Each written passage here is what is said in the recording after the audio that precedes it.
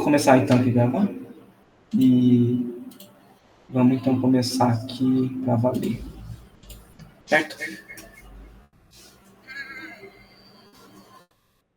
Bom, vou dar uma relembrada. Nossa, tá muito alto aqui. Vou dar uma relembrada com vocês como é que era.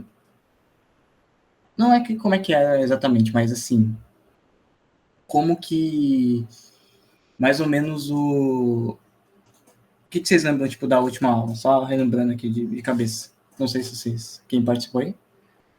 Não sei se todo mundo aqui, dos dois aí que participaram. Eu lembro que teve a gente aprendeu o if, o for e o while, não foi? A gente parou no while, se não me engano.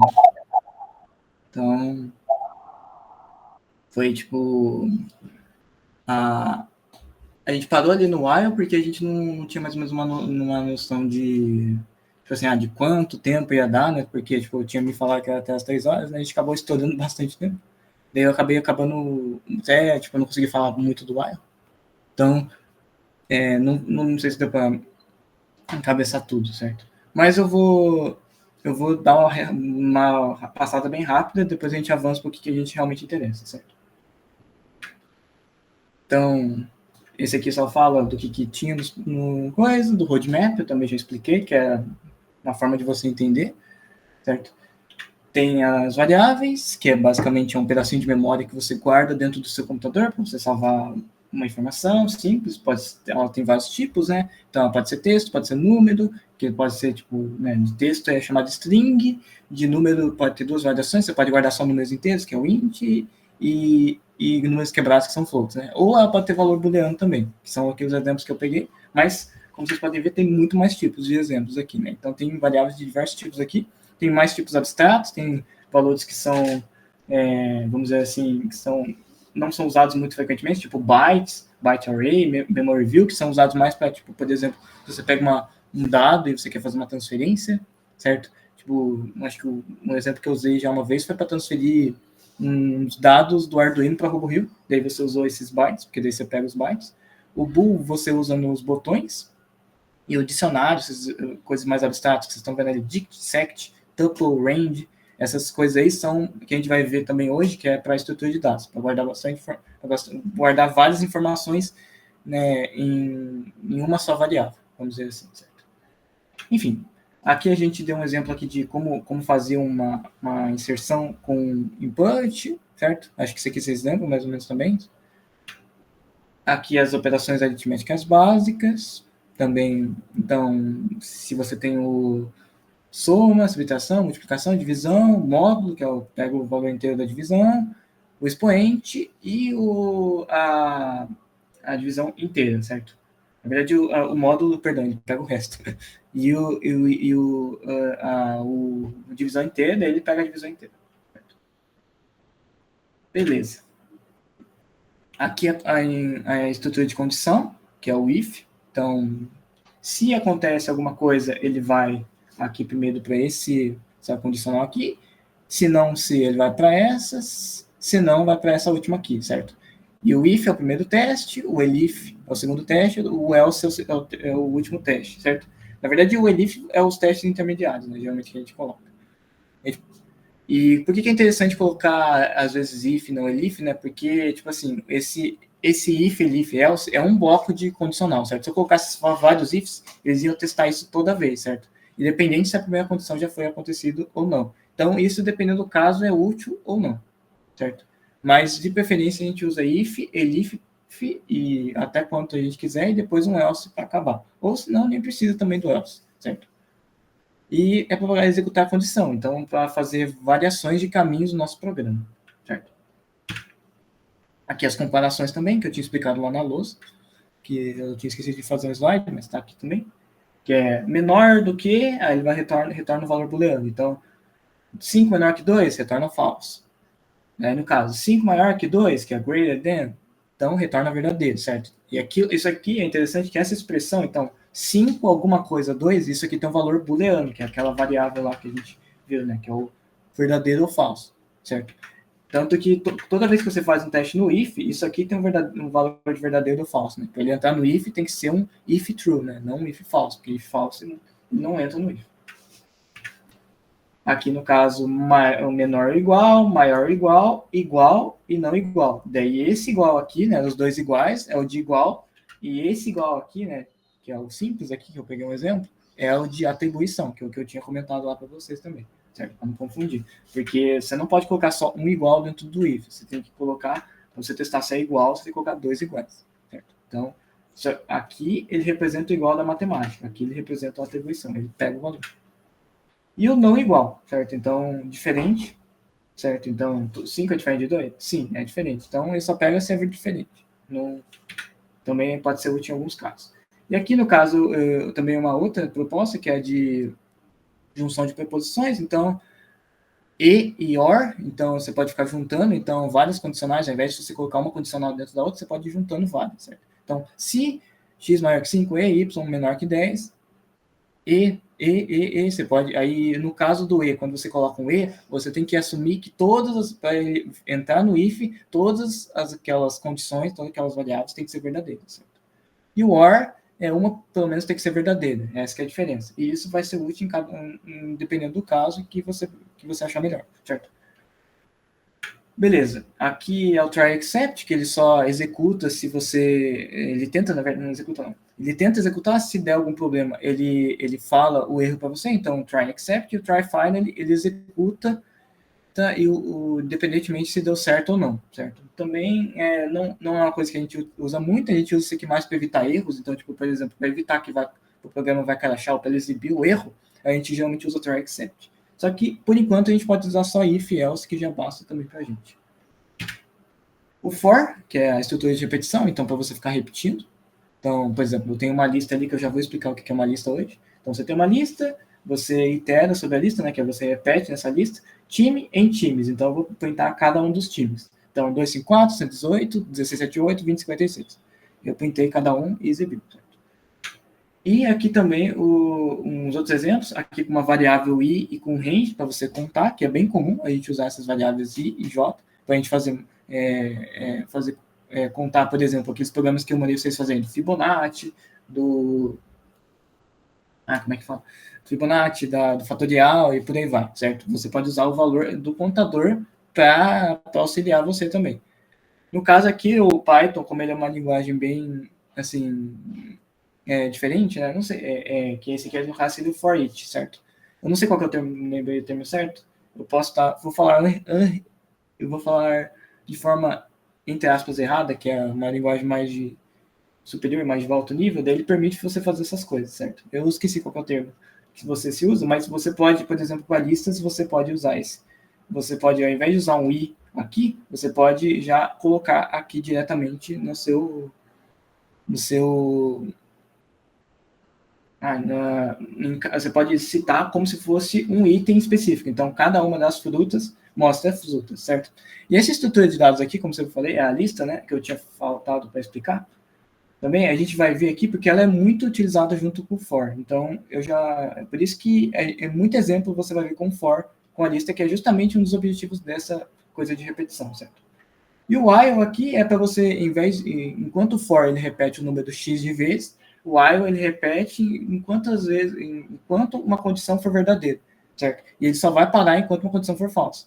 Aí, dependendo do caso, se você sabe, por exemplo, que a sua repetição tem que ter um fim, você sabe qual que é o fim dela, é melhor você usar o for. Se não, você usa o while, certo? Só que daí você tem que tomar cuidado com o while, porque você precisa garantir que ele não vire um while infinito, a não ser que você queira mesmo, certo? Então, você tem que tomar cuidado com isso, certo? Alguma dúvida? Uma passada bem rápida aqui, porque só para poder falar, porque tem bastante coisa. Beleza? Vou continuar aqui. Se vocês quiserem comentar alguma coisa, só falar. Aqui é outro exemplo também com... tá. Aqui ele faz um programa... Eu não sei porque esse exemplo está aqui. Depois eu arrumo aqui. Mas... não, acho que é um exemplo que eu coloquei aqui para um exemplo de programa aqui com for. Entendi. Mas eu achei que era uma coisa do lado, perdão. Mas é o programa caso vocês queiram depois fazer, é aquele programa lá que eu citei para vocês no sábado passado, que é o do fatorial, certo?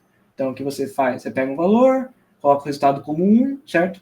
Porque se você multiplica ele vezes 0, ele zera a multiplicação, isso é importante, então você pode começar a partir do 1, você não precisa começar a partir do 0, você pode começar a partir do 1 e você vai até o número que você quer, mais 1. Por que esse número que você quer mais 1? Porque nessa quantidade de números, você tem N repetições, certo? Se você vai de 1 até N, você tem N menos 1 repetições. Para você ter N repetições, você precisa acrescentar mais 1, certo? Aí você faz a multiplicação. Aí você garante que a sua multiplicação não vai ser igual a 0, certo?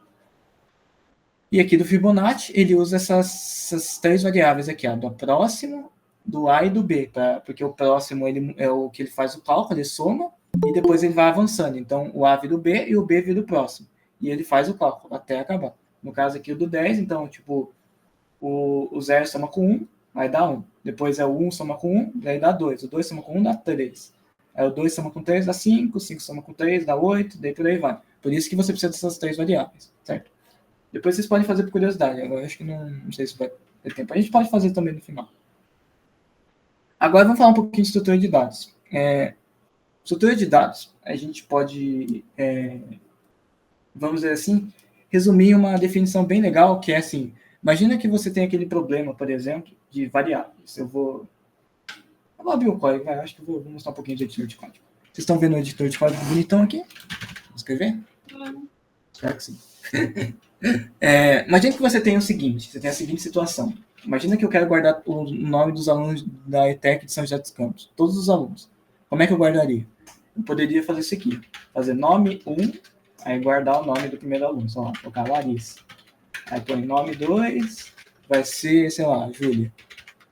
Aí o nome 3 vai ser o Diego. E por aí vai. Isso aqui, dá para fazer isso? Dá. Só que vocês viram que é meio inviável, certo? Por quê? Por que é inviável? Porque eu vou ter muitos alunos. Você não sabe quantos alunos você vai ter, certo? Então, e isso aqui não é uma forma muito saudável, porque, tipo assim, para eu acessar um nome específico, eu vou ter que colocar o nome da minha variável, que nem, por exemplo, quero mostrar o resultado do meu amigo, da Júlia aqui. Eu tenho que vir aqui fazer um print, nome 2. E eu preciso saber que o nome 2 representa a Júlia, porque senão não vai adiantar de nada, certo? Então, como é que eu facilito para eu guardar vários nomes sem eu saber? Eu vou criar uma lista, certo? Que é a forma mais básica de estrutura de dados. Abriu coisa aqui do Google sem querer.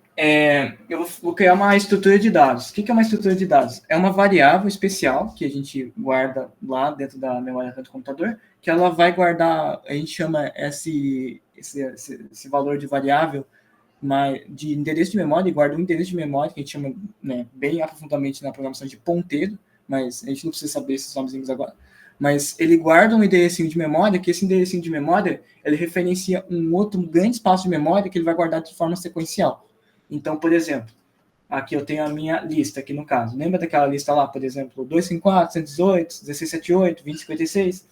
Então, o que eu faço? Como eu tenho vários times da First, o que eu vou fazer? Eu vou pegar a minha lista, né, vou criar uma lista aqui, e vou colocar todos os times que eu quero, certo? E para eu acessar o time que eu quero, eu vou colocar ao invés de colocar o nome lá específico, tipo nome 1, nome 2, eu vou colocar entre chaves, entre colchetes, perdão, e o ID que eu quero, no caso, ID 0. Aí ele vai printar 254. Vou mostrar aqui para vocês. Então, por exemplo, eu vou pegar aqui a minha lista, exatamente igual aquele exemplo, 254, 118, 2056 e 1678. Por exemplo, eu quero mostrar o valor, o ID 0 da minha lista. E por que eu quero mostrar o ID 0? Porque eu quero primeiro ver eu quero ver o primeiro item. Lembra que lá, que nem eu disse, né, que tipo assim, às vezes o computador ele começa com as coisas como 0. Então, a gente primeiro lista o primeiro valor vai ser sempre o 0. Você tem que tomar cuidado com esse valor. Por isso que o i, geralmente, também, que eu falei nas iterações, ele começa com 0, porque daí você consegue acompanhar no vetor certinho. Então, a gente faz pi menos 3, vou executar aqui o meu coisa, vou executar meu arquivinho aqui, aí ele printou 254. Vocês estão vendo aqui o... Não sei se está muito pequeno. Sim. Uhum. É que às vezes pode estar meio pequeno. Bom, acho que dá para ver. Então eu printei 1. Se eu vim aqui agora e pedir para ele mostrar só um, e se eu executar de novo, ele vai printar o outro time, no caso 118, certo?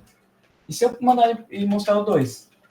Ele vai mostrar o 2056, porque o item 2 ele representa o terceiro item da minha lista. E se eu mandar o 3 aqui, ele vai mandar o 1678. E se eu mandar o 4 aqui, o que vocês acham que vai acontecer? Eu acho que já é meio, não sei se parece meio previsível. Bom, se eu mostrar aqui o 4, ele vai dar um erro. Ele vai falar aqui para mim. Esse item aqui da linha 2, ele está com um problema seguinte, de erro de index, né, que é o meu ID, certo? A gente pode chamar isso aqui de ID. O index da lista está fora do meu range, ou seja, está fora do meu tamanho. Ou seja, 4 não está dentro do meu tamanho. Apesar do tamanho da minha lista ser igual a 4, para eu acessar o último valor, eu não posso digitar 4. Eu tenho que digitar 3, certo? Senão ele dá problema, certo? E como é que eu juntaria isso aqui com for? Aí que entra a parte interessante. O for, ele tem aquela variável i, eu poderia fazer assim, ó. For in range, pegar o tamanho da minha lista, é 4, ou seja, ele vai de 0 até 3, certo? Porque ele vai contar até 4, certo? Porque quantos números tem entre 0 e 3? 4, certo? Porque tem o 0, 1, o 2 e o 3. São 4 números, então ele conta a partir de assim. Aí eu vou mandar ele printar a minha lista, só que ao invés de colocar algum número fixo, eu vou colocar o i. Daí vocês percebem que o i é essa variável que vai ficar mudando de contador, certo? Então, eu vou vir aqui, eu vou executar, e olha, ele printou todos os meus elementos da minha lista, certo? E isso é muito legal. Ou seja, a partir desse i aqui, o que ele faz? Ele vem, começa com 0, mostra o 0, depois ele vem, mostra o 1, mostra o 2, mostra o 3, mostra o 4, não, porque ele já contou 4 números. Já acabou. Certo? Isso aqui é um exemplo legal, por isso que a gente usa bastante for com lista, para a gente navegar por meio dessas estruturas de dados, né? Essas grandes espaços de memória que guardam coisas, certo? Deu para entender? Vocês entenderam qual é a premissa? Deu sim. Sim? Uhum. Tá. Isso aqui é a forma de estrutura de dados mais básica, certo? Aí você tem outras aqui no Python. Geralmente, por exemplo, uma linguagem comum, assim, você vai ter a lista e talvez uma outra. Aqui, no caso, no Python, a gente tem várias. A gente tem a tupla, que é no caso, tupla, na matemática, é um par, na verdade, tupla, na verdade, são conjuntos de números que são imutáveis, certo? E aqui no Python, ele segue essa regra da matemática. É um conjunto de números que você não pode tirar nem remover. Fica ali estaticamente. Você não pode fazer nada, certo? E isso é útil para algumas coisas, tipo configurações que você não vai alterar muito, você pode usar uma tupla. Você garantir que não vai mudar. O dicionário, o que é um dicionário? Ele é essa estrutura aqui, que ao invés de eu usar um ID de número, eu uso o próprio nome. Então, por exemplo, eu abro chaves aqui, eu ponho aluno, João. Depois professor, José. Ao invés de usar um número, eu uso esse valor aqui que a gente chama de chave, certo? Chave e o valor a gente chama de valor mesmo. Então, minha chave, meu valor. Aí a minha chave vai desbloquear o meu valor. Então, a chave aluno tem o valor João. Isso é muito interessante também para algumas coisas, como, por exemplo, vou dar um exemplo que a gente usava no robô. A gente usa essas estruturas, por exemplo, para mapear os botões do nosso controle, que é muito mais fácil você lembrar o botão 1 ou 2. Não, é mais fácil você lembrar o botão bolinha, ou X, ou quadrado, ou triângulo. É muito mais fácil você lembrar assim. A gente escreve mesmo. Então, o triângulo, ele é o 0, por exemplo. É uma forma mais fácil de indicar. E o 7, ele é para conjuntos numéricos também, certo? E no caso, esse aqui, ele é realmente para conjuntos, porque a tupla não é um conjunto também, né? Todos aqui são conjuntos, mas assim, é mais para a ideia de imutável, não tem muito a ver com conjunto matemático. O 7 tem muito a ver com conjunto matemático. Por quê? Porque para o conjunto matemático, você pode colocar quantas vezes um elemento que você quiser. Então, por exemplo, um quarto, por exemplo. Posso ter 4 quartos aqui. Posso ter vários quartos. Então, eu posso montar uma lista com 4 quartos, assim. Então, tipo, por exemplo, venho aqui e faço 1, 2, 3 e 4. Isso aqui é uma lista de tamanho 4. Apesar de ela ter elementos iguais, é uma lista de tamanho 4. Aqui para o 7, se eu fizer essa mesma coisa, vai ser um valor número 1, porque para um conjunto, não importa os valores repetidos, certo? Então, isso aqui serve para você fazer operações de conjunto M. Então, fazer união, intersecção e por aí vai, certo? A gente pode... Deixa eu ver se tem algum exemplo aqui bem legal. Esse aqui, geralmente, esses aqui a gente não usa muito. O que a gente usa mais é lista mesmo, certo? Pelo menos no meu... Dicionário a gente usa também bastante. Acho que desses dois aqui, lista e dicionário é o que mais usa. Certo? E... eu até falei aqui o exemplo que eu dei, né? Que é o do controle de Xbox. Né? Aqui eu dei um controle de Xbox aqui, então, tipo assim, eu mapeei todos os meus botões do meu controle de Xbox, certo? E eu dei nomes que são muito mais fáceis de ler. Então, por exemplo, o A é o número 1. Aí eu vou lá, ao invés de escrever A, eu escrever... nossa, vai para baixo, mano. Temos que ir rápido. A gente abre outro também, não tem problema. Ao invés de eu usar um objeto, ao invés de usar uma lista, eu posso usar isso e colocar, sei lá, o 1, o 2, o 3, e eu ter que lembrar isso de cabeça. Eu posso colocar uma chave com os nomes que eu quero e um valorzinho específico. Posso fazer isso para ficar mais organizado, certo? Uma outra coisa também que eu posso fazer com listas e com estruturas de dados é criar matrizes. Matrizes são muito comuns, certo? Que são listas de listas, certo? Então, tá vendo que isso aqui é uma lista? E dentro dela tem outras listas. Então, uma matriz é uma lista de listas, basicamente, certo? E o legal do Python, isso é do Python mesmo. Como ele é uma linguagem bem fracamente tipada, você pode colocar qualquer coisa dentro da lista, certo? Porque se você for uma linguagem de alto nível, você não pode fazer, por exemplo, isso aqui. Sei lá, Pedro, sei lá, true, aí depois chamar uma outra coisa aqui, sei lá, colocar aqui um valor 5, 3, por exemplo. Aqui no Python você pode fazer isso. Você pode colocar vários tipos de variáveis em uma só lista. Já em outra linguagem, não. Você tem que especificar que, não, que é uma lista só de inteiros. Aí ele só vai dar inteiros, certo? Ele não permite você fazer esse espaguete de tipos variáveis. Aqui no Python você pode fazer isso, certo? Só que daí você tem que tomar cuidado com os tipos, porque senão ele pode comparar e pode dar erro também.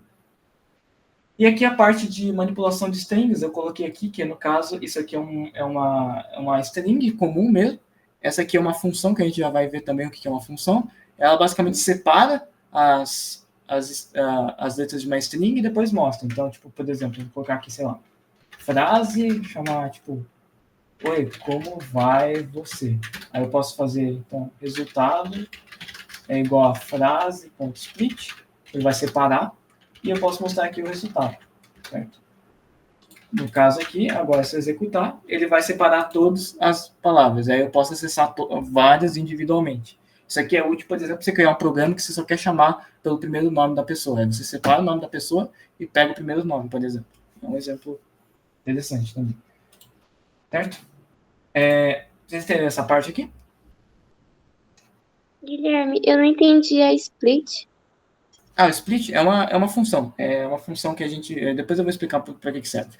Mas imagina que é uma coisa que tem dentro... imagina que é uma coisa que faz separar as palavras, por enquanto. A gente já vai explicar isso aqui. Tipo, é uma coisa que faz separar as palavras. Imagina que é o tipo de variável que faz separar as palavras. Aí separa as palavras e pronto. Retorna isso na forma de uma lista. E fica uma lista aqui bonita. Certo? Posso avançar? Eu vou explicar também o que é o split mais para frente. Vou avançar. Aqui eu dei um exercício aqui. Depois vocês podem tentar fazer também. Que é um exercício para você mostrar... não, esse aqui eu acho que a gente já... Esse aqui eu acho que a gente... Alguns aqui a gente já fez, certo? Que é o da nota. Eu só não pedi para vocês ficarem fazendo esse negócio de teste, certo? Mas, na verdade, isso aqui não tem nada a ver com nota. É só você pegar um valor em nota, só um nomezinho bonitinho. Mas é para ficar testando valores com while, certo? Acabei de ver aqui. Aí você tem também o teste dos maior número, que também é com if também, certo? Aí tem o programa para você ler vetor, você ler os valores e guardar isso num vetor, porque dá para a gente fazer isso, daí você usa a função append, certo? E também tem esse também que dá para fazer com lista, que é basicamente você ler um vetor de caracteres, que é uma string, ou seja, um string é um vetor de caracteres, a gente pode definir isso, certo? Então, por exemplo, lembra aqui dos tipos de variáveis que eu tinha falado? Não sei o que, abstrato, não sei o que. A string é um tipo especial, porque assim, se você parar para analisar bem, o computador, na verdade, ele só guarda um caractere, que é o char, né, que é um byte. o que ele guarda numa string é um vetor de caracteres, certo? É um vetor. Então, a string é uma lista, no final das contas, só que uma lista só com caracteres. E quando eu falo isso, é uma lista com caracteres, de caracteres, essas variáveis são do tipo char, entendeu? Que eu não sei se no Python a gente não usa muito, mas em outras linguagens a gente usa, que é o tipo caractere simples mesmo, ele só guarda um caractere, certo? Depois a gente pode falar mais disso, mas aqui, por enquanto, vocês podem entender isso, que a string é um vetor de caracteres. Isso é bem legal, por isso que dá para fazer essas manipulações com a string, certo? E aqui dá para você ver quantas consoantes você tem. Eu vou fazer aqui esse aqui é um programa bem simples, por exemplo, para você aprender a usar. A gente pode usar esse split mesmo. Então, como é que eu faria esse programa? Só por exemplo. Aqui ele pede para você contar a quantidade de consoantes, certo? Então, eu posso fazer um for e in range. No caso aqui, vai pegar o tamanho da minha frase. Eu posso usar eu posso usar aqui o len.phrase para pegar o tamanho da minha, que é uma função, né? Mas eu não vou usar, eu vou usar aquele método lá que eu mostrei para vocês, que é tipo pegar letra em frase. Que é aquele método lá que ele itera sem ter um contador i, né? Ele só vai passando pela minha lista. Então eu vou passar pela minha lista, né? Pela minha string. Aí eu vou ver se letra é igual a A ou letra é igual a B. Não, B não, E, né? Aí pega todos os lugares. Ou letra igual a I. Ou letra igual a O. Ou, na verdade aqui é ou, né? Aqui não existe duas barras. Foi mal. É or mesmo. Aí eu ponho or e faltou o. Então fica você pode fazer dessa forma aqui também. Fica bem grandão, mas pelo menos resolve o problema. Aí você pode fazer isso e eu posso criar aqui uma variável chamada contador para eu auxiliar. Então, na verdade ele pediu aqui a quantidade de consoantes, né? Mas eu vou fazer das duas também. Vou fazer aqui uma de vogal, vai ser 0 e uma de consoante. Certo? A de consoante, a de vogal, eu posso vir aqui e somar a minha vogal. No caso, vou fazer mais igual a 1. Somei a minha vogal nela mesma. Então, e tudo que não for vogal, eu somo em consoante. Certo? Então, venho aqui e somo. Depois eu mostro vogais. Aí eu venho aqui e mostro minhas vogais. Vogal. E depois as minhas consoantes. Consoante. Vamos ver se vai dar certo. Aqui, ó. Aí agora, aqui é o resultado do meu problema. Deixa eu limpar aqui para ficar bonitinho. Então, vogais 5, consoantes 3. Então, vamos contar aqui as vogais, só para teste. Então, 1, certo? 1, 2, 3, tem 2, 3, 4, 5, tá certo. Mas consoante não tá certo, por quê? Porque ele está lendo o espaço também. Então, eu teria que tirar o espaço, no caso. Eu teria que desconsiderar o espaço. Que também não é uma coisa muito difícil de fazer. É só eu colocar aqui um if. Aqui, pode ser um if aqui dentro mesmo, um elif, no caso. Um elif. Letra é diferente de espaço. Aí eu somo consoante. Eu acho que até diminui o número de consoante. Diminui. Cai para 6. Aí esse aqui seria a maneira mais certa de se fazer. Porque daí ele não pega espaço, porque espaço não é consoante. Aí tem várias maneiras de tratar aqui. Eu vou parar por aqui, porque também a frase pode ter número, essas coisas. Daí você não vai contar como consoante. Você vai contar como nada. Você só não vai contar mesmo. Mas, se fosse uma frase só assumindo que só tenha letras, certo? Eu posso até, inclusive, aqui também colocar as letras maiúsculas e minúsculas também. Assumindo que só tem letras e espaços, isso aqui já é um programa suficiente para contar as minhas vogais e minhas consoantes, certo? E eu estou trabalhando com vetor, porque é uma string, estou trabalhando com for, e eu estou fazendo testes em cada letra do for. No caso aqui é cada letra, então tipo, ele faz primeiro um teste com esse O. No caso aqui o O também entraria como vogal, então tem que contar mais um aqui. Mas se eu mudar aqui o O para minúsculo, acho que daí ele já consegue. Então aqui ele testa primeiro o O, vê aqui se o O está dentro aqui da minha condição. Depois ele testa o I, depois ele testa esse espaço aqui, depois ele testa o C, o O, o M, por aí vai, certo? Essa aqui é uma forma de consertar esse problema, certo? Daí depois eu vou fazer os tratamentos adequados. Beleza? Deu para entender mais ou menos como funciona a pesquisa é uma string? É um exemplo básico. Né? Assumindo que como uma string é uma lista, então dá para fazer exatamente isso. Certo? E isso que é bem legal. Aqui é um exercício da UBI, que é da Olimpíada Brasileira de Informática, que ele fala que tem um enunciado grande, aqui ele dá umas entradas, depois tem uma saída, aí você tem que trabalhar, que são exercícios muito comuns em programação. Geralmente, tipo, você vai fazer uma sessão do Facebook, ou tipo, exercício até mesmo mais, tipo, de competição de programação em si. Eles usam esse formato, que é tipo assim, eles contam uma historinha, aí depois eles dão a entrada e a saída que você tem que fazer. Então, a entrada dessa aqui é um exemplo de saída. Entrada, saída, entrada, saída. Aí você tem que trabalhar com isso. Aí eles dão lá, a primeira linha é um inteiro N indicando o número total de figurinhas. Aí você escreve lá, uma variável N com total número de figurinhas. Total número de figurinhas é uma variável inteira. Aí você escreve, por aí vai.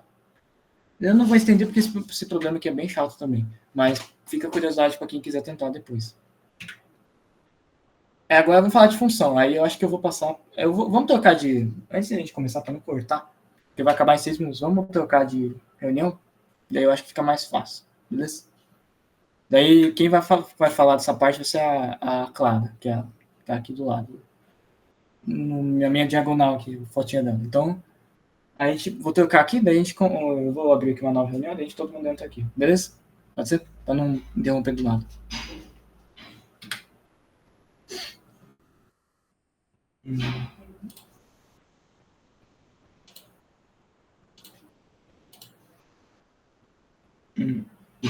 Bess. Agora você pode ir. Tá bom.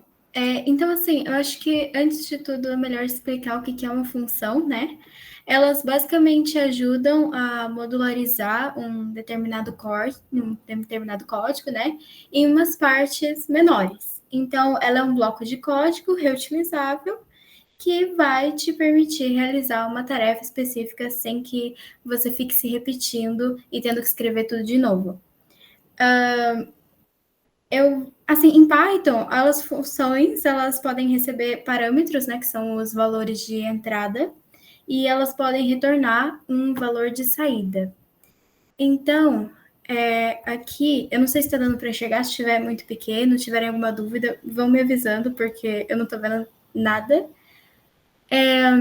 CD é para a gente acessar uma pasta específica, então eu vou colocar CD aula. Agora, eu entrei no meu terminal na aula e eu vou criar um arquivo. A gente tem dois jeitos aqui no VS Code, que é aqui apertando esse botãozinho, ou então no próprio terminal. Para a gente criar um diretório, a gente escreve mkdir. E se a gente for criar só um arquivo, a gente pode colocar new item e a gente escreve o nome do arquivo. Então, eu vou escrever funções.py.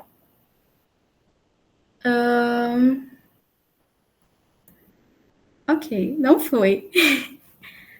Não sei o que está acontecendo, na verdade. Era para ter ido. Vou criar do jeito fácil, então.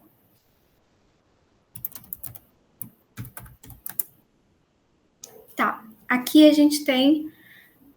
Primeiro, a gente escreve def, que é para, basicamente, definir o nome da função. Então, a gente vai escrever def e vai colocar depois o nome da função. Então, vamos colocar olá. A gente vem aqui. É importante também lembrar que depois a gente tem que dentar, né? No caso, um tab. Vamos colocar print oi. Então, se a gente rodar isso daqui... Pronto. Se a gente rodar isso daqui, deve funcionar.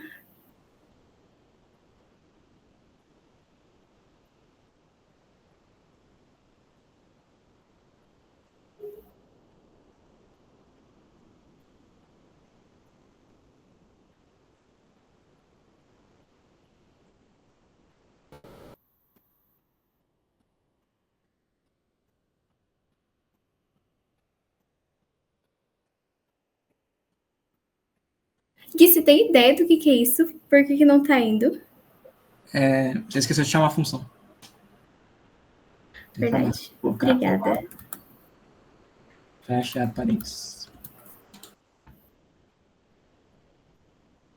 É isso. Então, basicamente a gente define ela, coloca o nomezinho. Aqui a gente colocaria parâmetros. Então, por exemplo, se eu quiser colocar aqui dentro o nome, ele vai pedir para o usuário colocar um nome. E aí a gente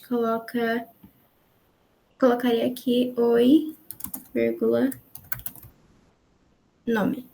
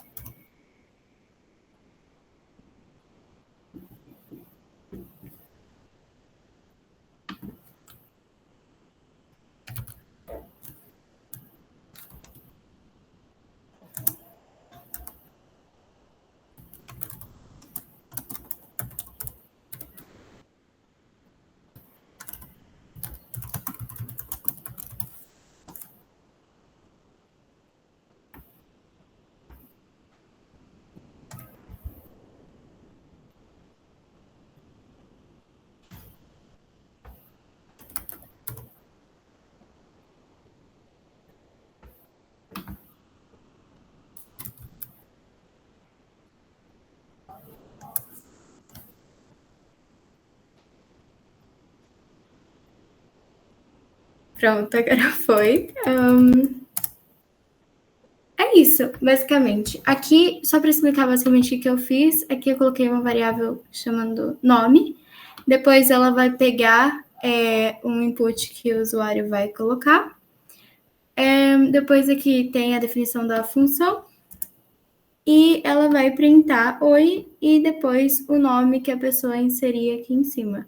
E aqui o que estava faltando naquela hora é para chamar essa função. Então, se você estiver num código escrevendo muitas linhas e você precisa chamar muitas vezes esse mesmo print, você pode só fazer isso daqui ao invés de ter que escrever isso mais isso todas as vezes que você for escrever seu código. É basicamente isso, funções.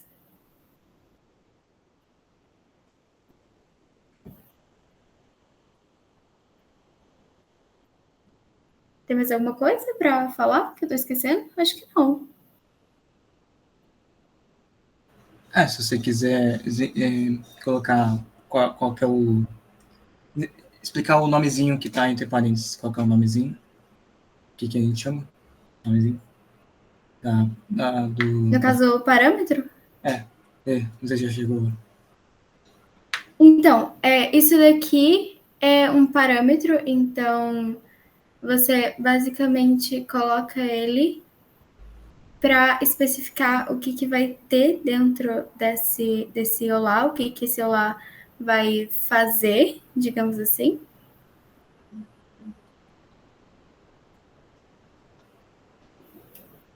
Acho que é isso. Daí, é que só tipo, recapitulando, tipo, você já... É que isso aqui é uma... Não sei se vocês conseguiram chegar a ver função na escola. Não sei. Não. Função matemática, tipo, x², por exemplo. Vocês chegaram. Sim. É tipo uma função na matemática, por exemplo. É uma relação de conjuntos, né? Tem o conjunto lá do domínio, contra domínio e tal. Mas, no geral, é uma maquininha, né? Tipo, eu tenho um valor de entrada e eu tenho um valor de saída, né? E o valor de entrada seria o meu parâmetro, né? Aí eu coloco um valor nele, que a gente chama de argumento, que é o que ela colocou ali no olá nome. Então, aquele olá nome embaixo que ela tá chamando, não no def. Mas a gente chama de argumento, que é o valor, e o que tá lá no def mesmo a gente chama de parâmetro, que é o mesmo nome que dá na matemática. Ou seja, vai variar, certo? Essa maquininha, que é uma função que vai chamar de oi, a gente vai dar um nome, vai ter uma variação que vai variar, no caso, o nome. E por que isso é útil? Porque a gente pode basicamente pegar vários pedaços de códigos que se repetem, certo? E pode juntar eles em funções. E pode só adicionar pequenas variações através dos parâmetros. E isso é bem útil, certo? Aí, acho que, não sei o que tinha lá nos outros documentos, mas acho que o primeiro conceito de função seria esse. Não sei se vocês conseguiram entender. Por exemplo, na cara, o que eu falei aqui. Não saiu o áudio, Júlio. Deu pra entender sim. Entendeu? Eu não escutei. Deu sim. Tá. Tudo bem, beleza. Então assim, um exemplo que é legal de fazer com função, se a Clara conseguir fazer, é fazer, tipo, por exemplo, fazer que nem coisa de matemática mesmo, fazer uma função para fazer uma mini calculadora que calcula soma, subtração, multiplicação e divisão, por exemplo. Você pode agrupar isso em várias funções. Se a Clara quiser fazer, é tipo Vou tentar. um exercício assim bem básico de tipo assim de aprendizagem de função. Você cria 4 funções, né? Tipo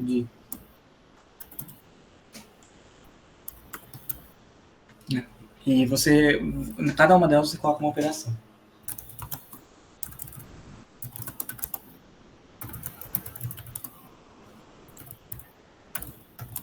E isso é legal porque uma coisa que a gente vê bastante na programação é que a gente vai sempre pegar problemas tem vários problemas, né? Tipo na ciência da computação, né?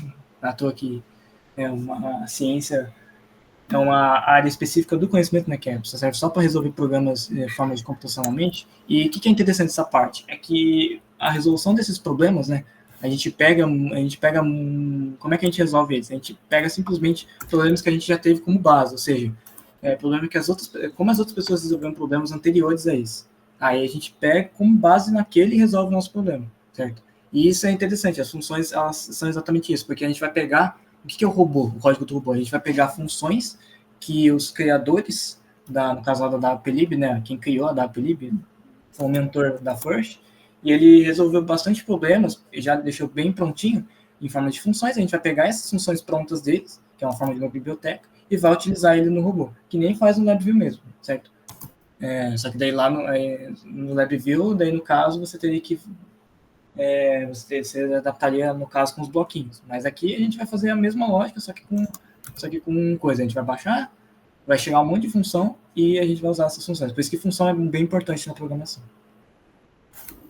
Porque, tipo, de primeira vista, não muda muito em relação aos objetivos, mas faz uma diferença legal. Né? Então, no caso, se alguém, eu não sei se o André tá aqui. O André saiu. Quero perguntar se ele falou comentário antes. Não sei se aconteceu com ele. Se alguém tiver também alguma dúvida, pode já levantar a mãozinha aí. Acho que tem como até levantar a mão aqui no Google Meet. Então, aproveita. Então, eu estou fazendo aqui pelo podcast e eu não achei o vídeo pronto. Calma aí, eu não consegui ouvir você muito bem. Não sei se é claro que você ouviu.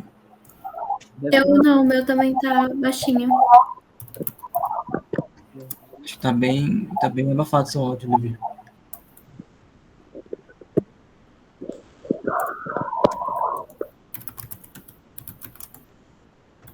Se quiser, pode mandar no chat também. Na dúvida, não tem problema. Tá dando de ouvir agora? Oi? O que você falou? Eu acho. Eu não entendi o que você falou. Ele perguntou se dava pra ouvir agora. Dá pra ouvir baixinho, mas dá sim. Só fazendo esforço aqui, calma. Tô um pouco longe do PC.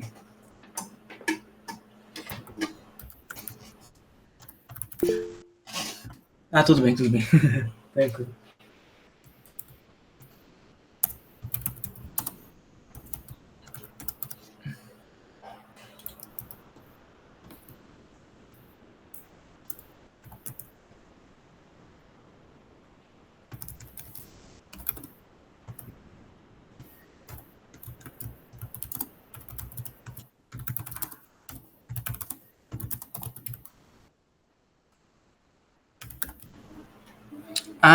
Entendi. É que na verdade assim,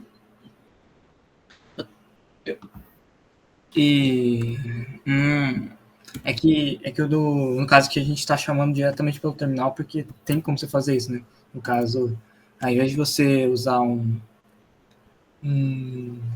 é que fala? Um sistema para ele ativar sozinho, daí você cria esse sistema, né, de usar pelo terminal. Mas se você tá com erro aí, você pode mandar aqui o erro também, se você tiver com qual que é o erro que tá aparecendo. A gente já vou te ajudando aqui.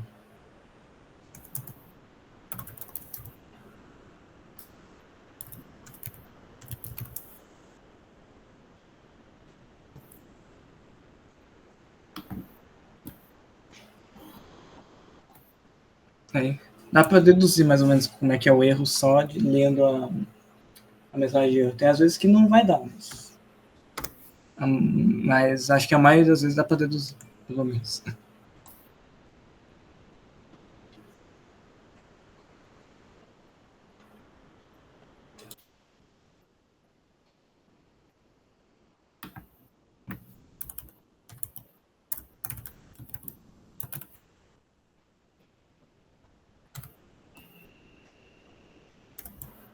Tá bom, pode, de boa. Não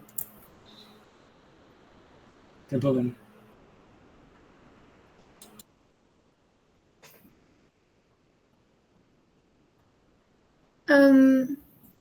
Eu vou explicar mais ou menos o que eu fiz. Eu acho que tá certo. Se tiver alguma coisa errada, aí vocês me avisam. Aqui tem o número 1, que está pedindo para inserir o primeiro número. Depois o número 2, que vai pedir para o usuário inserir o segundo número. A operação, que o usuário vai inserir qual a operação que ele quer. E depois eu só definir essa variável resultado como 0, porque depois eu vou usar ela. Aqui eu defini uma função que seria a função calcular, que vai pegar o valor da operação. Depois, se a operação for igual à soma, ela vai chamar a soma. Se a operação, no caso o input, for igual à subtração, ela vai chamar a subtração. E assim vai seguindo. E aqui, só por precaução, eu coloquei um else, caso a operação não seja nenhuma dessas outras três, para avisar que essa operação não é válida. Aqui eu defini soma, pegando o número 1 e o número 2, e o resultado vai ser igual ao número 1 mais o número 2, e depois, para aparecer, né, retornar o valor do resultado.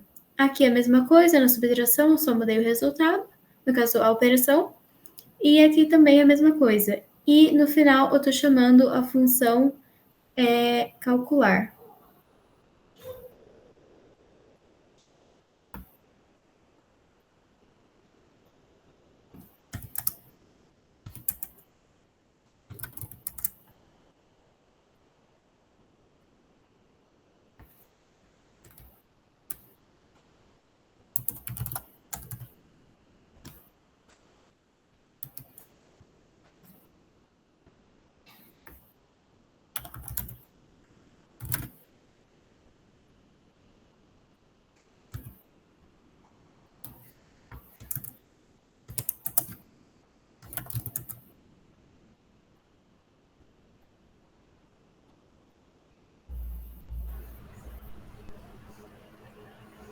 Eu acho que você tem que colocar soma, subtração, multiplicação entre aspas.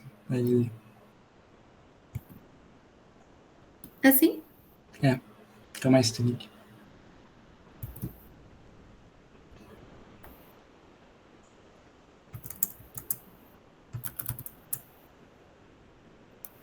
Aí ela tem que passar os padrões da função. Aí você passa. Aí você vai aqui na soma, aí você põe número 1 e número 2. Como assim aqui? É porque são os dois padrões. É que você esqueceu de. Você declarou eles, esqueceu de declarar eles de volta. Você pode fazer o seguinte. Você pode colocar eles dentro do. Você não tem que precisar. Pode chamar ele também. Mas, acho que já.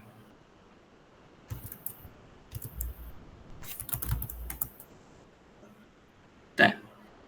Agora ele tá juntando. Acho que você tem que converter ele para inteiro.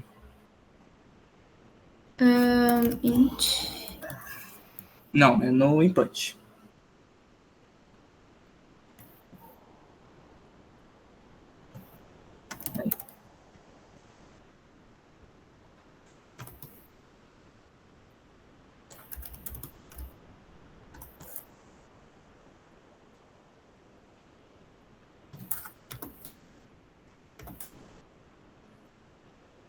Aqui também é, né? Então... A operação não converte, é só porque é uma operação texto. Não coloco ela para ser string?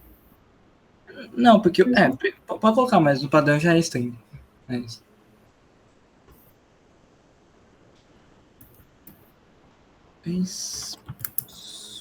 Agora foi. Eu explico o que a gente arrumou aqui? Ou... Pode explicar. Júlia, você conseguiu entender o que a gente fez? Daí a gente explica. Eu só não entendi esse def calcular. E aí dentro do if tem a soma. E aí dentro do parâmetro, aí tem o número 1 igual ao número 1. Aí eu não entendi essa parte. Isso daqui, na verdade, é do editor. Ele coloca isso para especificar o que é. Mas, na verdade, não é nada. Você esquece... É só esquecer o que está em cinza. O que eu escrevo mesmo é esse daqui e esse daqui. O outro é só do editor mesmo, mas não interfere em nada. Ah, entendi. Era só isso? Aham. Tá bom. E o que é interessante é, tipo, por exemplo, lembra daquela função split que eu mostrei? Não sei se você lembra. Ô, Júlia. Ah, sim. Então, ela é uma função, ela é basicamente um def, que você chama. O print também é um def, que você chama, só que é uma função que você está usando que já é pronta, você já só está pregando ela, mas no fundo mesmo ela é uma função. Então, tipo, tudo isso aí é uma função. Tanto que tem um paradigma da programação que a gente chama de programação funcional, que ela só é baseada em função. Só tem função. Daí, tipo, tem uma função de inicialização, uma função tal. O Python se pode transformar em uma linguagem assim, né? A gente está fazendo um programa basicamente funcional, né? Você divide ele em funções. Daí, cada lá você põe um pedacinho de código. Certo? Entendi. Beleza. Deixa eu ver se tinha... Acho que de função... Deixa eu ver, tem mais uma coisa mais legal também para falar. O retorno, você viu como é que é o retorno de uma função? Uma função pode retornar um valor também. Você chegou... Não sei se a Clara fez isso. Acho que a Clara, você já printou direto, né, Clara? Você diz desse exemplo? Sim, ele printa só direto o número, né? Você consegue fazer um exemplo de retorno de função? Só para ver? Porque toda função também pode retornar um número. No caso aí, ela pode ter um tipo de retorno vazio, que a gente chama de void, geralmente, né? Que não retorna vazio mesmo, não retorna nada. Ou ela pode ter um retorno específico, tipo de inteiro, de float, no caso é mais parecido com a função matemática, tipo, por exemplo, x quadrado. Aí você põe o 2 elevado ao quadrado, retorna 4, por exemplo. Então, fica mais parecido com uma função matemática. Mas aqui você pode, como na programação, você pode retornar tudo, né? Pode retornar uma string, um float, um número inteiro, uma boolean, você pode retornar o que você quiser. Aí, será que você consegue fazer, Clara? Um exemplinho? Como assim? Eu não entendi o que você faz. Você vai fazer o seguinte. Você vai, por exemplo, lá na função soma, você retorna o resultado. Você pode apagar o print e retornar o resultado.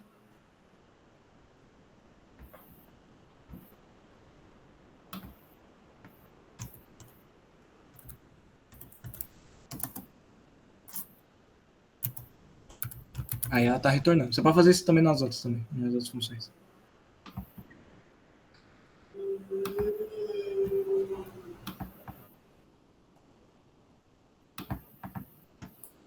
Aí, esse retorno, aí como é que eu faço? Beleza, aí tipo, ele retorna, tá, mas legal, o que você vai fazer com esse retorno? Aí você decide se você vai guardar uma variável, você vai mostrar, no caso. Aí o que ela pode fazer ali? Ela pode mostrar, daí no caso é só usar o print, você vai lá em cima do calcular, vai lá no calcular. Aí você printa soma, porque daí a soma vai retornar alguma coisa, entendeu? Então você pode colocar a soma numa variável e depois printar essa variável, né? Ou você pode colocar o print pode colocar uma soma dentro do print também, que vai. Porque essa soma, como ela vai retornar um número, para o Python vai ser um número, não vai ser uma função. Então você não vai estar mostrando uma função, você vai estar mostrando um número. Por isso que dá para fazer essas coisas com a função. Se quiser, então, se a Clara conseguir fazer, é só colocar uma soma numa variável. Você pode colocar uma variável chamada tipo, resultado, sei lá, qualquer nome. E você diz para criar uma variável nova? Dentro da função calcular. cria aí, por exemplo, aqui o resultado, pode ser. Aqui eu não sei se ele vai travar por conta do... Acho que não. É que outro dá resultado, né? Não sei, acho. Não, acho que ele não vai pegar de cima, então pode pôr resultado também. Vai pôr Resultado mesmo? Só, sim. Isso, Aí você põe igual a zero para ele saber que é uma variável de número. Aí você salva esse resultado, você salva essa soma dentro dessa variável resultado. Aí como é que você faz isso? É como se fosse atribuir para uma variável comum. Então você põe ali resultado igual a soma e o resto ali. Então, Você diz aqui ou... não é dentro do seu if. No if você põe resultado igual a soma. Não aí. É dentro do if. Você pega essa função soma aí que está com o número 1, número 2, aí você vai colocar resultado igual a soma número 1, número 2. Você só vai escrever uma coisa antes. Você nem precisa apagar a função. Você vai escrever resultado igual. Aí você atribuiu. Aí você printa o resultado. Daí ele está pegando o retorno daquilo, está salvando a variável resultado e vai mostrar o resultado. Aí você pode fazer a mesma coisa para as outras. Certo? É uma outra forma também, porque a função também tem essa propriedade. Certo? Não sei se deu para entender mais ou menos. Aham. Então, essa é uma outra forma de fazer. Aí depende do que você prefere. Tem gente que prefere, tem gente que só vai executar um pedaço de código, tem gente que vai querer retornar, às vezes é mais eficiente, porque é o que realmente uma função faz. Então, depende do que você prefere. Nesse caso aqui, não ia mudar, porque como o nosso programa acaba, a gente tem um fim ali, então não importa o retorno do que você vai usar. Certo?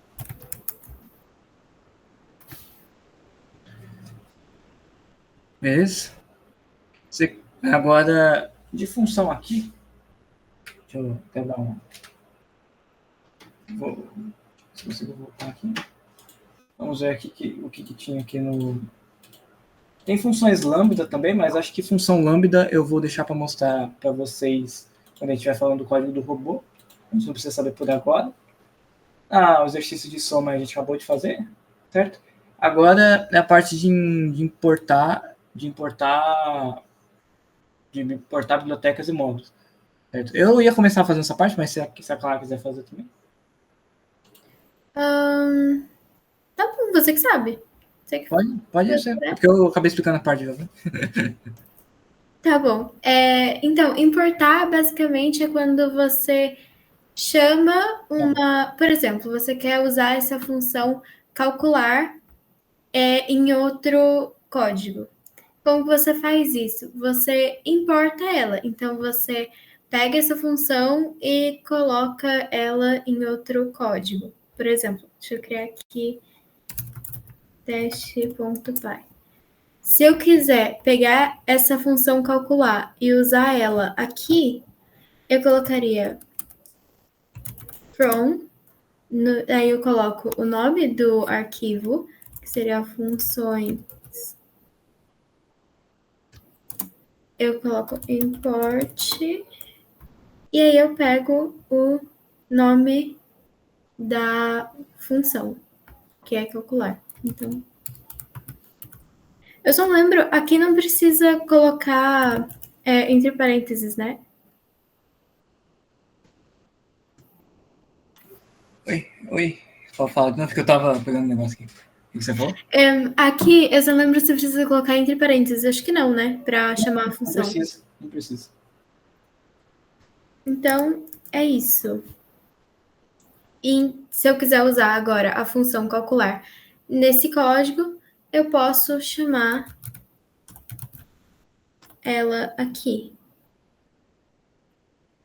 E aí vai funcionar. Só que, como ela não tá sozinha, até um jeito, acho que seria até melhor se eu tivesse explicado colocando soma, subtração e multiplicação nesse outro arquivo e eu importava só essas funções nesse daqui para ele calcular. Então, deixa eu fazer isso. From teste import. Aí vai ser essas daqui que eu vou colocar para lá. soma, subtração e multiplicação. Aí agora eu venho aqui, vou tirar isso daqui.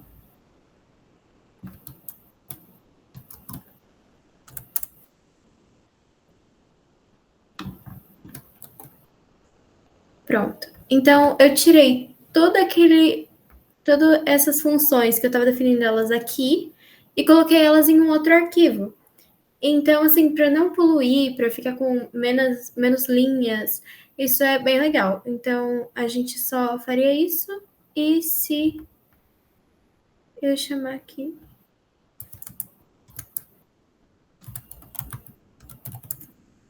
Ele funciona igual que o outro, só que ao invés de eu ter colocado todas as funções definindo elas aqui, eu defini elas em outro arquivo.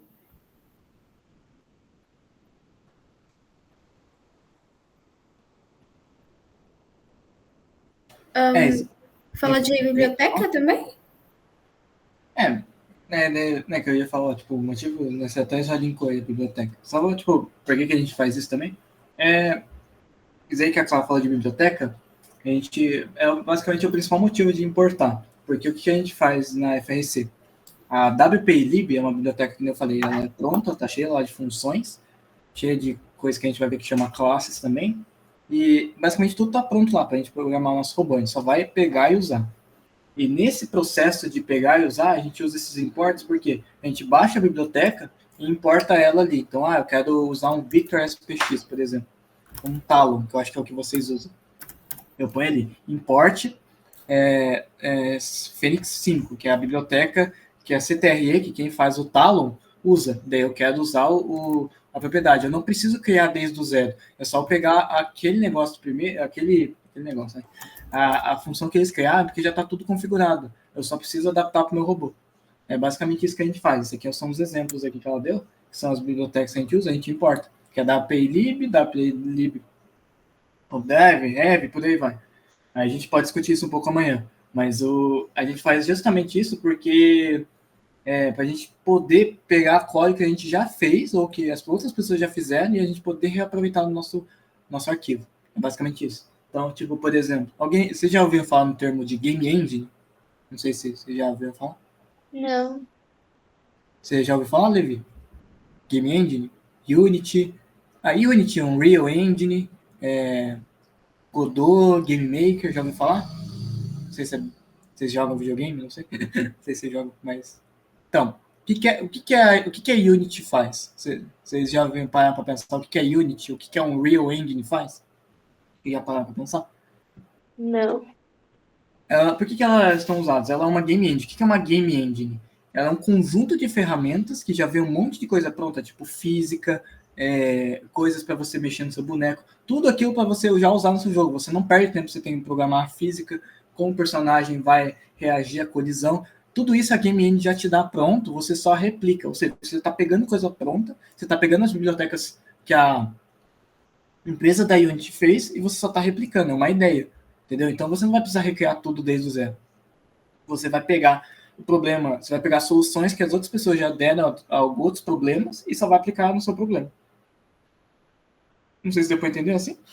Acho que é um dos motivos que a gente usa a biblioteca. E também, é só para confirmar, não sei se vocês entenderam, por que aqui a gente coloca from, test, import, soma, e aqui, por exemplo, a gente coloca só import da playlib ou import heavy.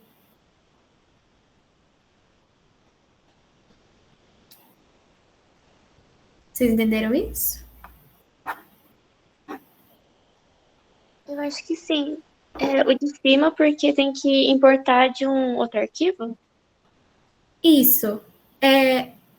Na verdade, assim, a gente está importando. Deixa eu explicar. Aqui, a gente importa, seria o arquivo inteiro. Então, aqui, tudo que tiver na WPLib, eu vou importar. Então, por exemplo, aqui no teste, se eu quisesse importar todas juntas, eu podia só colocar import teste. No caso, eu ficaria... Mas, se eu quiser importar, por exemplo, só a soma, ou só a subtração, ou só algum específico que esteja dentro do teste, aí eu especifico certinho aqui. Então, por exemplo, eu só quero usar a soma e subtração. Então, eu coloco assim, ao invés de colocar esse daqui que vai pegar a soma, subtração e a multiplicação.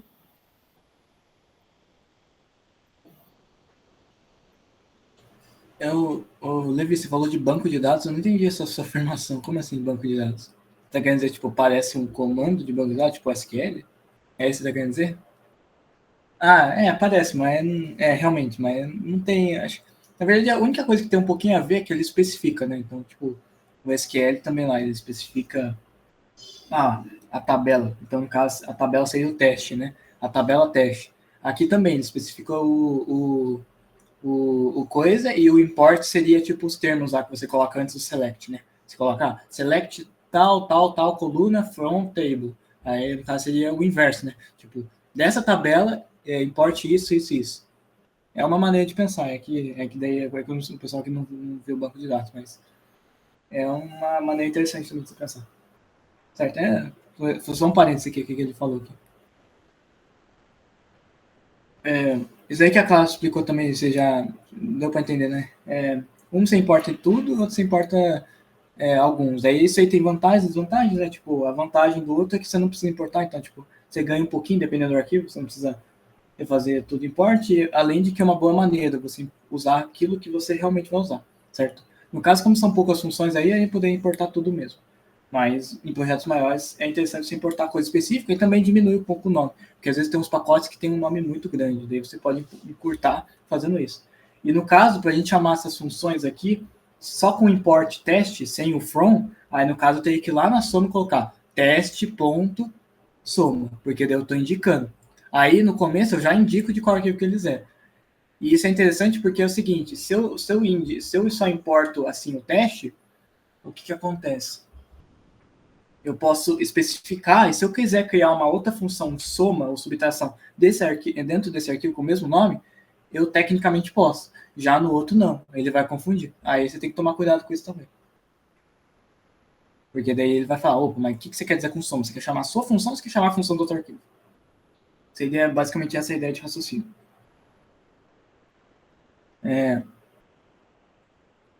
Vocês têm alguma dúvida com relação a isso? Não, Não? Júlia, tá de boa? Bem? tá de boa. Acho que eu vou, tipo assim, é que tem importes relativos, essas coisas, mas é um pouco coisa bem mais complexa. Acho que vocês já estão acho que vocês estão meio cansados até, né? Não sei. Bom, não sei quanto vocês estão dispostos a continuar, mas tem lá também, eu posso disponibilizar para vocês. Mas o que é interessante porque pelo menos isso daí, que a gente viu que é função e o import da WPLib, essas coisas já dá para programar um robô. Aí tem mais uma coisinha que é a orientação de objetos, né, que é classe, essas coisas. Eu não sei se vocês vão querer ver hoje isso. Se quiser, a gente vê amanhã também. O que vocês preferem? Que já passou 1h30 aqui, não sei se estão ocupados. Ai, E daí por já. mim, Oi? por mim, pode ser amanhã. Que já foi muita coisa já. Tá, tudo bem. Eu só vou indicar para vocês podem passar para o amigo de vocês como é que baixa a RobotPy, para já chegar aí com os computadores. Vocês lembram o comando que eu tinha passado? Acho que é bem grande, não sei. Tem também na documentação, tipo, é só copiar de novo. Caso vocês quiserem ver aí. Não sei se a Clara lembra de cabeça. O quê? Perdão? Você lembra o comando para instalar RobotPy? Só para ele já ir preparando também? De cabeça, não. Mas eu paro de compartilhar a tela, aí você. Não, pode, vai mesmo. Eu já baixo mesmo. Já. Tá bom. Vai no seu prompt de comando. Aí, Até o que eu ia perguntar é tá se bom. eles querem esse arquivo com os exemplos. Ai, a gente quer sim. Tá bom, depois eu mando pro guia e ele manda para vocês. Obrigada.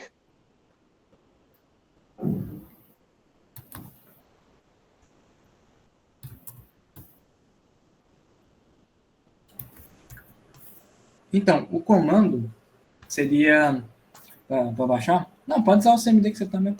Já tá aberto. Tá bom. Ok. Você tem que abrir o CMD, né? Daí para você, se você digitar, só por curiosidade, se você digitar pi-3, põe aí pi-3, você vai abrir o interpretador do Python, que é a forma que eu estava executando. Aí você pode brincar também com o interpretador do Python. Aí para você sair, só digitar exit abre fecha parênteses. Aí você sai do interpretador.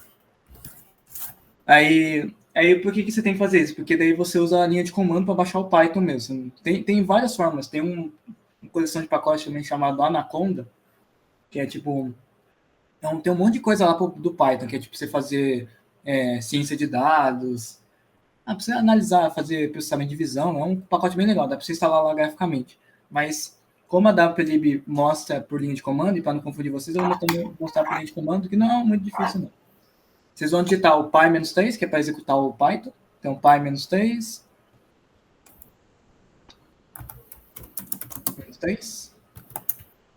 Não. Calma aí. Não, vai estar indo. Digita de volta. Aí você põe espaço traço M, e esse traço M é para executar como módulo, que é depois, que tem um pouco a ver também com o nome desses arquivos, porque todo arquivo do Python é um módulo. É um nomezinho que a gente dá para que são quando você importa eles. A gente chama isso de módulo. Então, o módulo, sei lá, o módulo ali no caso seria... eu esqueci o nome desses arquivos, mas é a função que tem as funções lá de soma, subtração, seria o nosso módulo, que a gente está importando eles. Então, você executa ele como módulo. Só uma pergunta, quando a gente usa o Git e a gente coloca o traço M para mensagem depois, a gente coloca para ser módulo também? Ou ele é para especificar que é uma mensagem? Não, o traço M do Python não tem nada a ver com o do Git. O do Git é mensagem. Tá bom. Porque do Python é assim mesmo.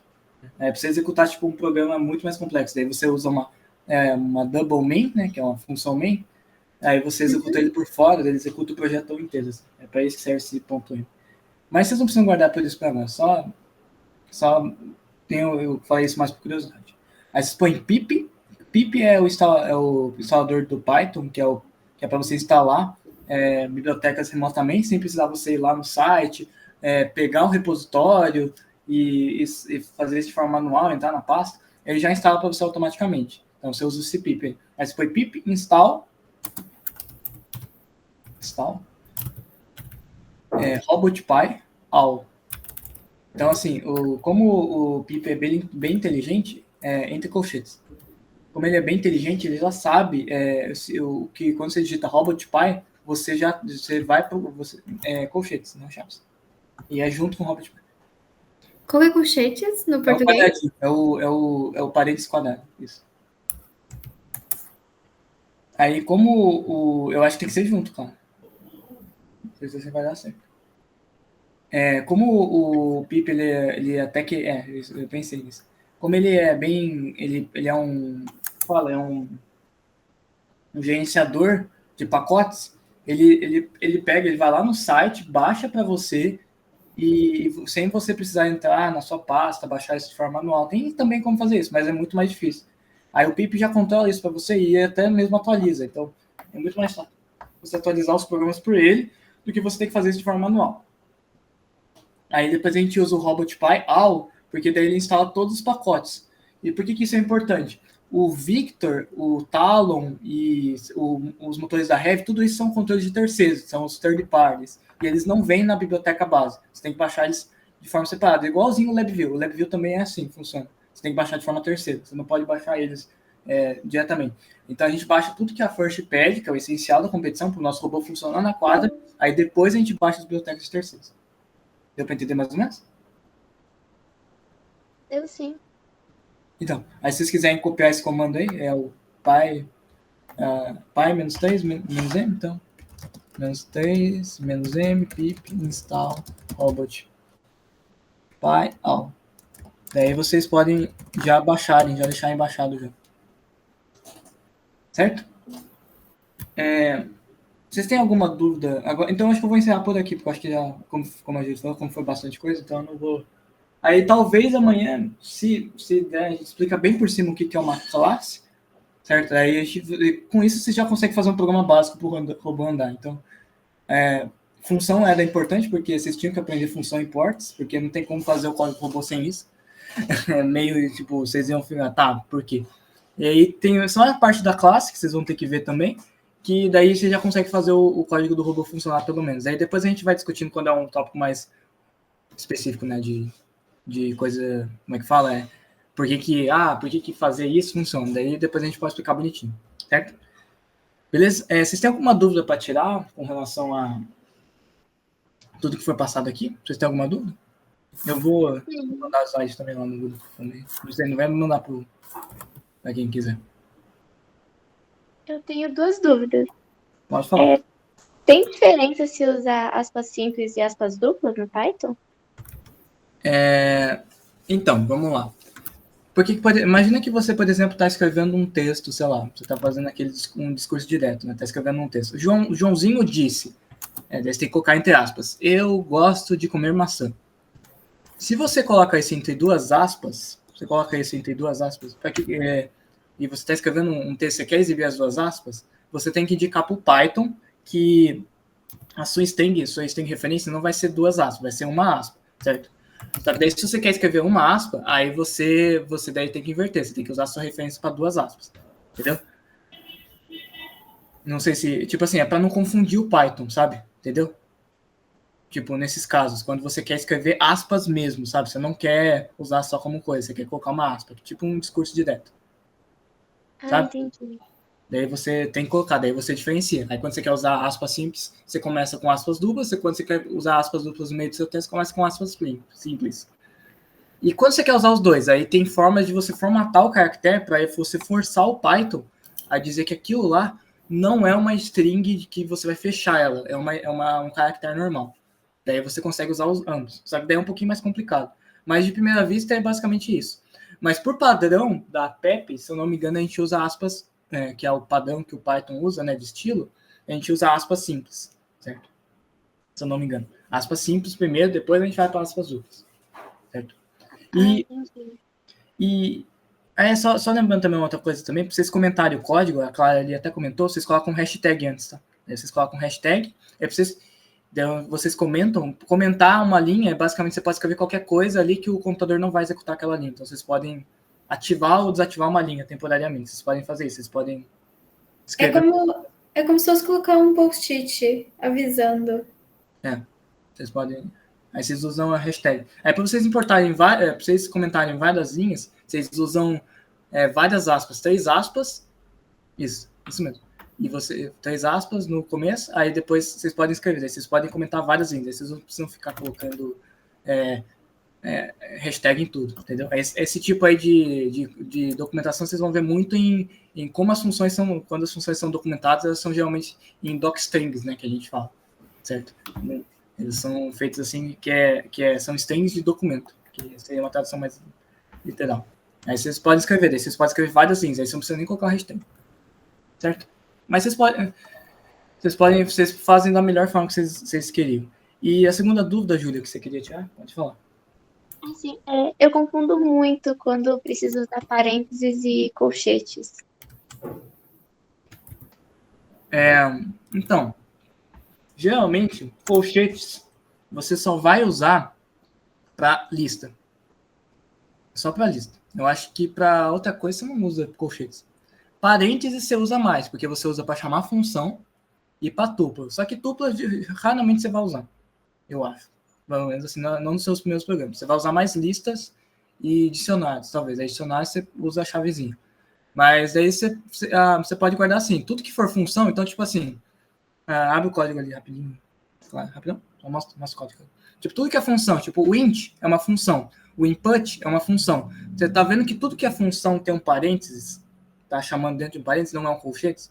Então, é por conta disso. Então, tudo que for uma função, você pode pôr em parênteses. Tem referência de parênteses. Aí, tudo que for uma lista, referência de lista. Por exemplo, para eu chamar um elemento específico da lista, eu tinha que colocar colchetes. Entre colchetes, eu colocava meu ID, 0, 1, 2 e blá, blá, blá. Aí, no caso, como eu estou fazendo referência à lista, aí eu tenho que usar colchetes. Não posso usar lista. Não posso usar parênteses, quer dizer, perdão. Deu para entender mais ou menos? Deu sim, obrigada. você vai pegando o jeito. Sintaxe você não decora de primeiro. Nem eu decorava de primeiro. Os alunos também não decoram, porque é difícil lembrar essas coisas. Você só faz programando mesmo, fazendo exercício, ou, sei lá, escrevendo bastante código, aí você consegue decorar. Não fica preocupado com isso agora. Se pelo menos você entender a lógica do que você está fazendo, já está bom, até porque daí pelo menos o erro de sintaxe a gente conserta depois. Certo? Mais alguma dúvida? O Levi? Tem? Pode falar. Beleza. Pessoal, não deu para entrar todo mundo aqui da ETEC, eu vou tentar publicar a aula lá no canal da Aulatex, deixar lá para quem quiser assistir. Aí, beleza? Daí vocês podem usar. Eu vou tentar aí amanhã, se der, porque eu vou ter que sair meio corrido, vai ficar meio corrido. E aí eu vou tentar a gente já focar no robô, porque daí eu vi lá que tem alguns que sabem Python, né? Já sabe lógica de programação. Bem mais avançado, tipo, aqui. Não que você, quem não sabe, não vai ficar atrás. A gente vai explicando também. É que, tipo, eu só vou dar uma acelerada para vocês já conseguirem vendo o Python na prática no robô de vocês. Certo? Eu até já baixei o Python já lá na RoboRio, do 8276, né? Aí eu vou ensinar vocês também a baixar, até porque eu baixei com o Diego, né? Mas eu ensino todo mundo ali a baixar, daí vocês conseguem já ir aplicando no robô. Aí vocês podem atropelar alguém, se vocês quiserem, usando o Python. Enfim. Beleza, então. Eu vou finalizar aqui. Eu acho que se a Clara não tiver mais nada para falar, acho que para mim já foi. Acho que já deu para falar. Foi tudo, a gente falou tudo. Acho que a gente falou tudo mesmo. Só faltou falar um pouquinho de classe, mas acho que tá bastante coisa, né? Então vamos finalizar aqui por aqui mesmo. Daí a gente fala amanhã disso. Beleza? Pessoal, Levi, Júlia, obrigado pela atenção de vocês. Beleza pra caramba. Foi meio... não deu para todo mundo, né? Se eu não me engano, o Danilo ia falar que acho que ia entrar mais gente, né? Vocês tinham falado até que ia entrar 5 pessoas, né? Infelizmente, acho que não entrou muita gente, mas de boa, não tem problema não. Tá? Só de vocês dois já tem uma grande alegria pra gente aqui. A gente que agradece. Que isso. Certo? Qualquer dúvida vocês podem chamar a gente mesmo. Não sei se vocês estão naquele grupo lá que a gente fez na off-season em 2023, mas tem um grupinho lá que é interessante também. Enfim, vocês sabem mandar pro meu número, acho que o Danilo tem, ou vocês podem mandar para ele. Enfim, a gente vai conversando, beleza? Beleza. Então, é isso, pessoal. Muito obrigada. Muito obrigado também. Tenha uma boa noite e até amanhã. Falou. Boa noite, gente. Muito obrigada. Boa noite. Até amanhã. Até amanhã.